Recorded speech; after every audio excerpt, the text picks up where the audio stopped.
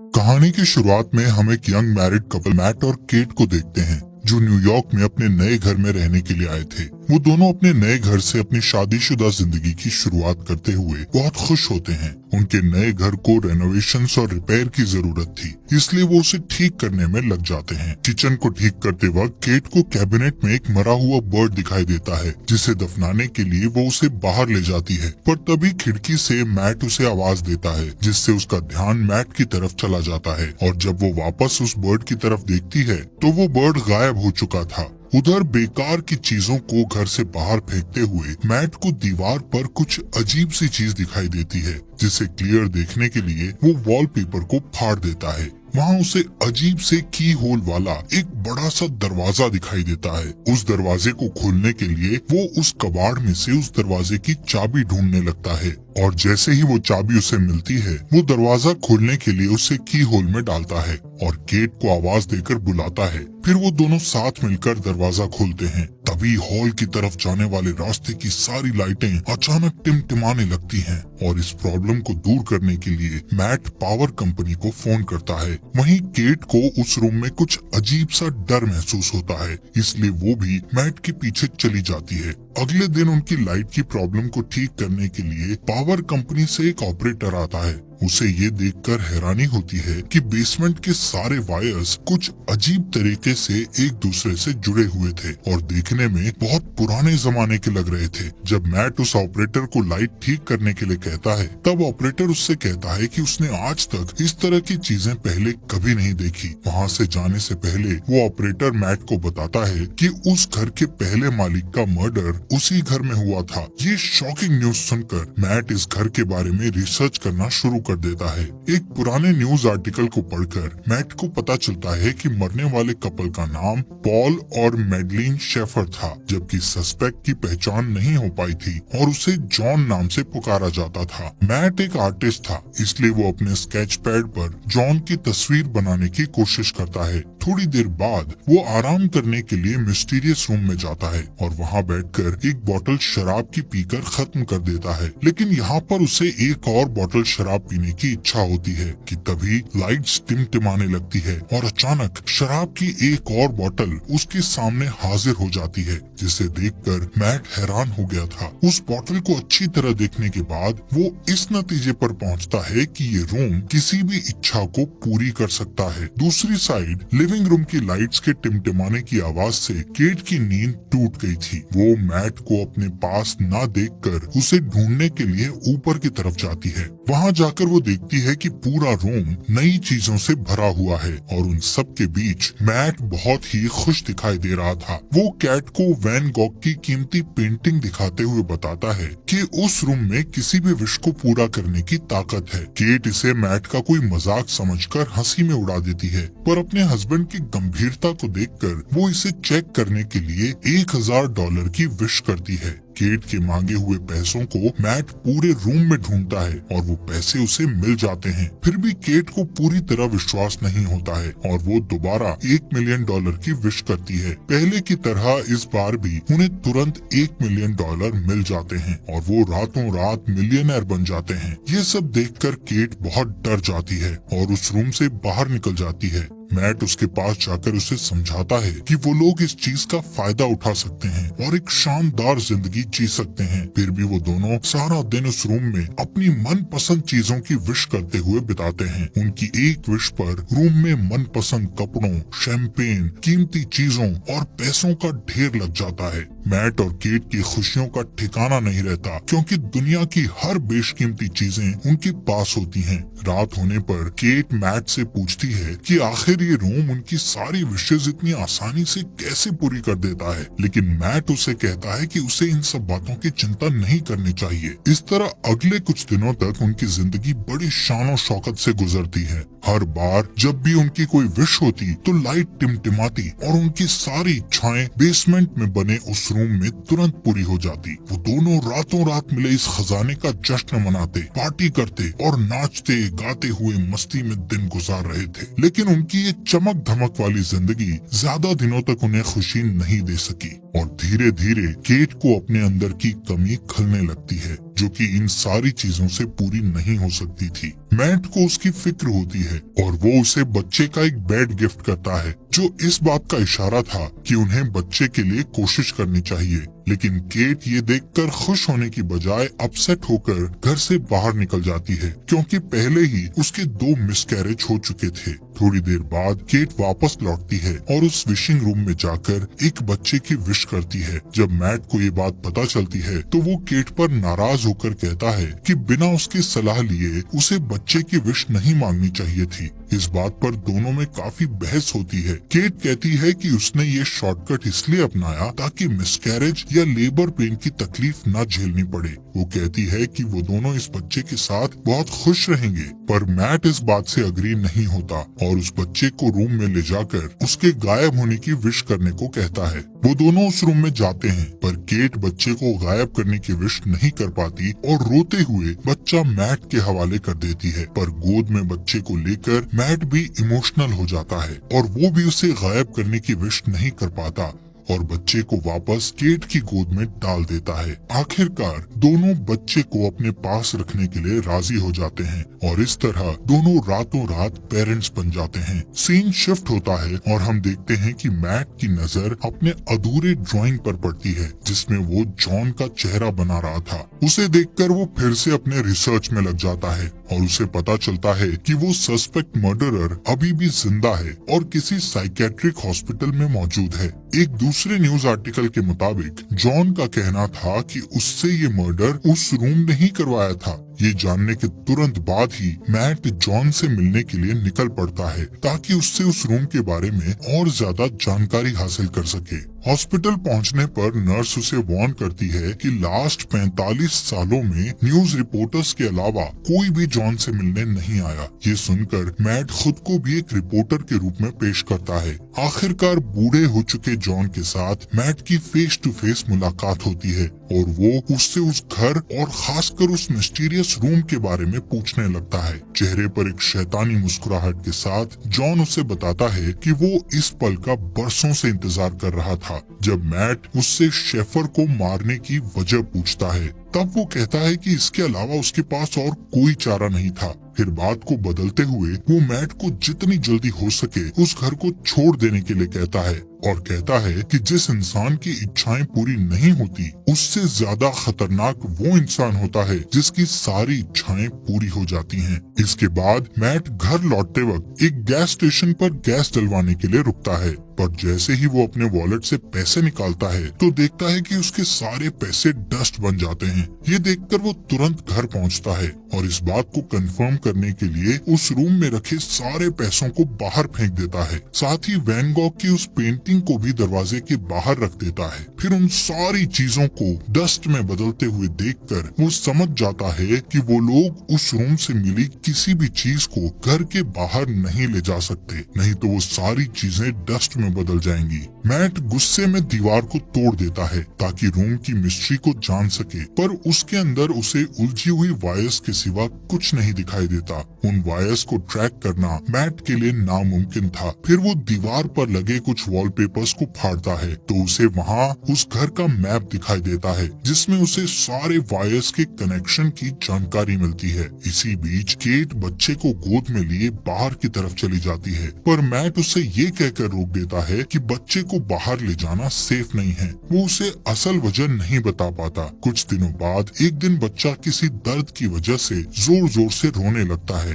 और केट से नहीं संभलता। तब मैट उसकी हेल्प करने के लिए बच्चे को गोद में ले लेता है और उसे चुप कराने के लिए बाहर निकल जाता है, पर कुछ ही सेकंड्स में वो बच्चा बड़ा होने लगता है और जब वो लोग वापस घर में घुसते हैं तो देखते हैं कि वो एक बड़ा बच्चा बन चुका था। उस रात मैट केट को बताता है कि वो रोम उनकी हर विश को पूरी कर सकता है, पर वो उसकी दी हुई चीजों को घर से बाहर नहीं निकाल सकते, वरना वो चीजें पुरानी होकर डस्ट में बदल जाएंगी। ये सुनकर केट को बहुत दुख होता है और वो कहती है कि उनका बच्चा कोई सामान नहीं है जिसे वो लोग बाहर नहीं ले जा सकते। उसे अपने बच्चे से बहुत लगाव होता है। वो उसे अपना बेटा ही मानती है और उसका नाम शेन रखती है। अगले कुछ दिनों तक केट शेन को घर पर ही पढ़ाती है और उसे समझाती है कि वो घर के बाहर नहीं जा सकता क्योंकि बाहर डेंजरस जर्म्स हैं जो उसे नुकसान पहुंचा सकते हैं। एक दिन जब केट उसे उसे पढ़ा रही होती है तो वो बाहर जाने की जिद करने लगता है। वो कहता है कि उसने जिंदगी में एक बार भी घर के बाहर कदम नहीं रखा, उसे घर के अंदर सिर्फ दीवारें देखना अच्छा नहीं लगता था, लेकिन केट उसकी सेफ्टी के लिए उसे बाहर नहीं जाने दे सकती थी। इसलिए वो हर बार घर के अंदर आते और घर से बाहर जाते समय दरवाजे पर ताला लगा दिया करती थी ताकि शेन गलती से बाहर कदम ना रख सके। एक दिन उसे मैट का ऑर्डर दिया हुआ एक पैकेज मिलता है तो वो उसे लाकर मैट को दे देती है, पर गलती से फ्रंट डोर लॉक करना भूल जाती है। मैट को पार्सल के अंदर एक ब्रांड न्यू गन मिलती है जिसे वो संभाल कर रख देता है। इस बीच केट पियानो बजाने में बिजी हो जाती है और मौके का फायदा उठाकर शेन चुपके से फ्रंट डोर की तरफ बढ़ता है। वो बाहर की दुनिया देखने के लिए बहुत एक्साइटेड था, इसलिए अपने हाथ को दरवाजे से बाहर निकालकर ताजी हवा को महसूस करता है कि तभी केट की नजर उस पर पड़ती है। वो दौड़कर उसके पास जाती है और अपने बेटे को गले लगा लेती है। उसे सही सलामत देखकर केट को राहत मिलती है। फिर मैट और केट दोनों मिलकर शेन को बाहर जाने से रोकने के लिए पूरे घर की खिड़कियों में लकड़ी के तख्ते लगा देते हैं। उस रात केट की नींद खुलती है तो वो देखती है कि शेन उसकी बेड के पास खड़ा है और वो उससे उसके पास सोने की परमिशन मांगता है। फिर शेन उससे कहता है कि वो हमेशा उसके साथ रहना चाहता है,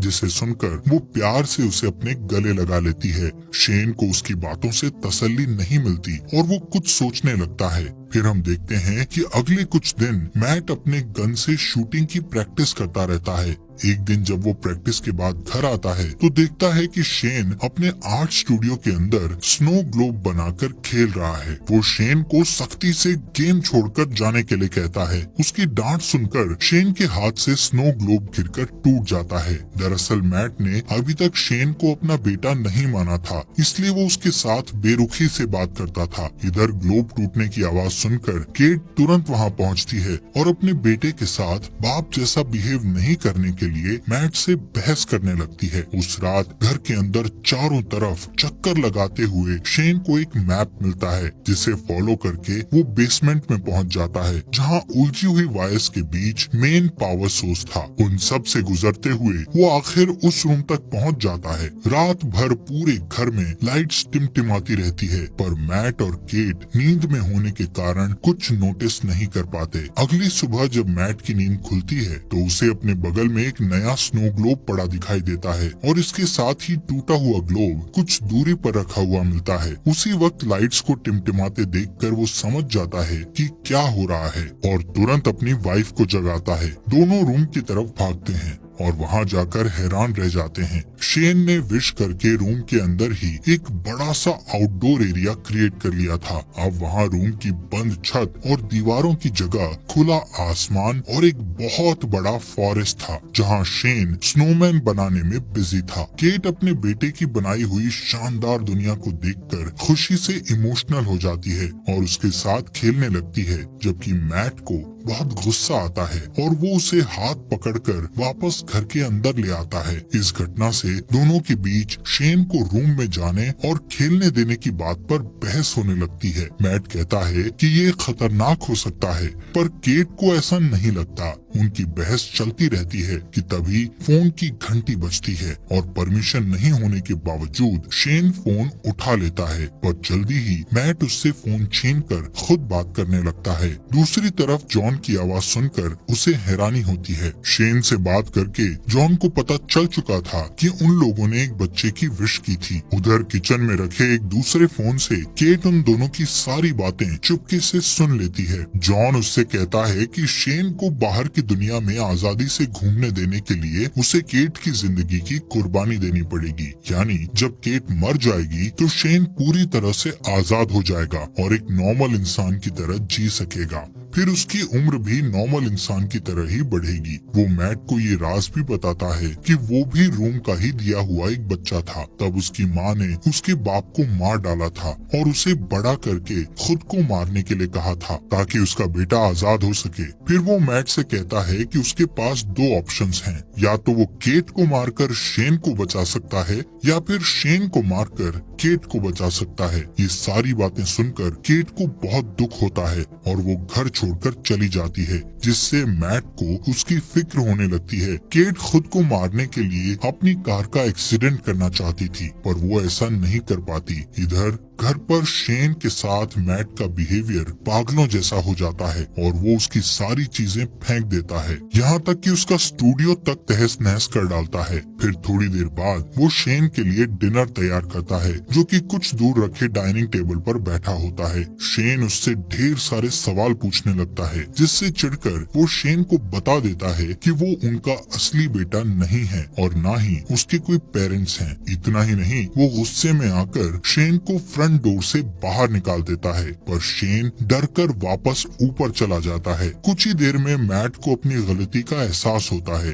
और वो शेन के रूम में जाकर उससे माफी मांगने लगता है। फिर शेन उसे स्टोरी पढ़कर सुनाने को कहता है और सारी रात वो दोनों साथ में सोते हैं। जब केट वापस घर लौटती है तो उन दोनों को एक साथ सोते देखकर उसे बहुत अच्छा लगता है। उस रात मैट और केट दोनों इंटीमेसी में बिजी होते हैं कि शेन छुप कर उन्हें देख लेता है। फिर वो उनके सोने का इंतजार करता है और जैसे ही वो सोते हैं, शेन चुपके से फ्रंट डोर की चाबी चुरा लेता है। अगले दिन सुबह मैट और केट फ्रंट डोर को खुला देखकर समझ जाते हैं कि शेन बाहर गया होगा। तभी घर के एक अलग हिस्से में शेन को देखकर दोनों हैरान हो जाते हैं, क्योंकि शेन अब जवान हो चुका था, लेकिन उसका दिमाग अभी भी बच्चों जैसा था। वो अपने पेरेंट्स की तरफ गन पॉइंट करके उन्हें धमकाता है, तो केट उसे समझाने की कोशिश करती है। इसी बीच मैट शेन के ऊपर कूद पड़ता है और दोनों में फाइट होने लगती है। उधर केट उनकी लड़ाई की वजह से जमीन पर गिरकर बेहोश हो जाती है। कुछ देर बाद मैट उसे जगाते हुए बताता है कि शेन को गलती से गोली लगने के कारण वो मर गया। इस खबर से दुखी होकर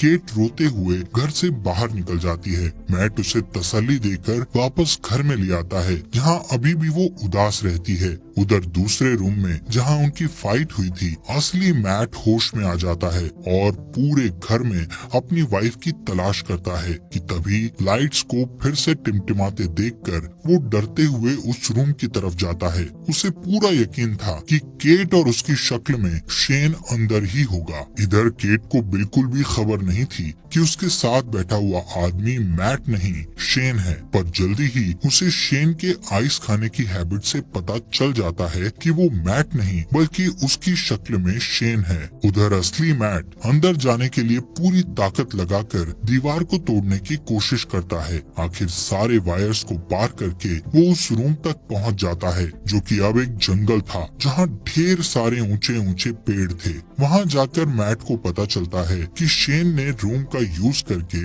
उस जगह को काफी बड़ा कर लिया था और वहाँ उन्हीं के जैसा एक डुप्लीकेट घर भी बना लिया था। वो ये भी समझ चुका था कि शेन ने उसका रूप केट को किडनैप करके उस डुप्लीकेट घर में रखने और अकेले में उसके साथ फिजिकल होने के लिए किया था। ये ख्याल आते ही अपनी बीवी को वापस पाने के लिए मैट उस जंगल में दौड़ते हुए फाइनली उस डुप्लीकेट घर के अंदर पहुंच जाता है, जहां शेन केट के साथ जबरदस्ती करने की कोशिश कर रहा होता है। मैट को अंदर आते देखकर शेन फिर से लड़ाई के लिए तैयार हो जाता है। इधर मौका पाकर केट उठकर भागने ही वाली होती है कि हॉलवे में दो मैट को लड़ते हुए देखकर वो ठिठक जाती है। दोनों में इतनी समानता थी कि वो असली और नकली के बीच पहचान नहीं कर पाती। अचानक एक मैट उसके हाथ को पकड़ लेता है, पर वो उसे धक्का देकर खुद को छुड़ा लेती है और शेन का नाम पुकारती है। वो अपना नाम सुनकर उसकी तरफ देखता है, पर उसके धक्के से गिरकर बेहोश हो जाता है।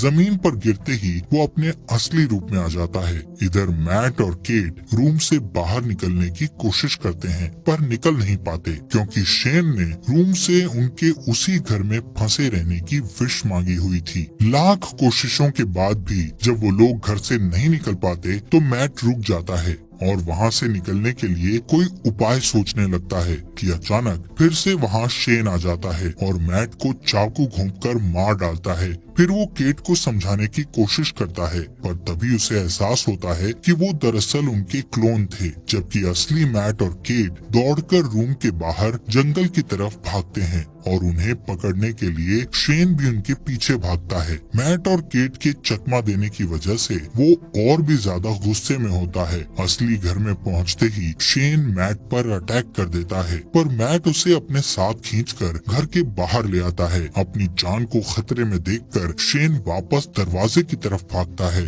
पर उसके अंदर घुसने से पहले ही केट दरवाजा बंद कर लेती है। शेन मम्मी कहकर उसको पुकारता है और केट घर के अंदर से उसे बूढ़ा होते हुए देखती रहती है। धीरे धीरे उसकी बॉडी गलने लगती है और अंत में वो डस्ट में बदल जाता है। उसकी गलतियों के बावजूद केट उसकी मिट्टी को हाथ में लेकर बहुत रोती है, क्योंकि उसने उसे अपना बेटा मानकर काफी समय उसके साथ बिताया था। फिर मैट उसके पास आता है और दोनों एक दूसरे को गले लगाकर अपना दर्द कम करने की कोशिश करते हैं। फिर सीन शिफ्ट होता है और हम देखते हैं कि 1 महीने बाद वो एक छोटे से घर में सेटल हो जाते हैं और सुकून से रहने लगते हैं। पर थोड़े ही दिनों बाद केट डरते हुए अपना प्रेगनेंसी टेस्ट करती है और रिपोर्ट पॉजिटिव आती है। वो बहुत उलझन में दिखाई देती है, क्योंकि उसे पता नहीं होता कि वो बच्चा मैट या शेन में से किसका है। हालात पहले से बेहतर होने के बावजूद उसे लगता है कि वो अभी भी उस रूम में है, क्योंकि लाइट्स फिर से टिमटिमाने लगी थी। इस स्टोरी में हमें दिखाया जाता है कि मैट और केट रूम की दी हुई दौलत के नशे में पूरी तरह से अंधे हो जाते हैं। विशेष पूरी करने की जादुई शक्ति के मिलने से वो अपनी ख्वाहिशों के मामले में कुछ ज्यादा ही लापरवाह हो जाते हैं। यहाँ तक कि कई मिसकैरेज होने के बाद भी वो रूम से रेडीमेड बच्चे तक की ख्वाहिश कर बैठते हैं। उनके नए अपार्टमेंट में लाइट्स के टिमटिमाने से ये कंफ्यूजन बना रहता है कि या तो वो अभी तक उस मिस्टीरियस रूम में है या बिल्डिंग के कंस्ट्रक्शन में कोई गड़बड़ी है। ठीक उसी तरह केट की प्रेगनेंसी भी एक कंफ्यूजन रहती है कि वो बच्चा मैट या शेन में से किसका है, क्योंकि उस घटना से 1 दिन पहले मैट और केट के बीच इंटीमेसी होती है और उस डुप्लीकेट घर में शेन भी उसे सेक्सुअली असॉल्ट कर चुका होता है। इस तरह ये कहानी न सिर्फ विश पूरा करने वाले रूम के इर्द गिर्द घूमती है, बल्कि ये सवाल भी छोड़ जाती है कि आखिर केट के पेट में पलने वाले बच्चे का बाप कौन है, मैट या शेन। दोस्तों, हमारे फॉक्स एक्सप्लेनर हिंदी चैनल को सब्सक्राइब करना मत भूलना।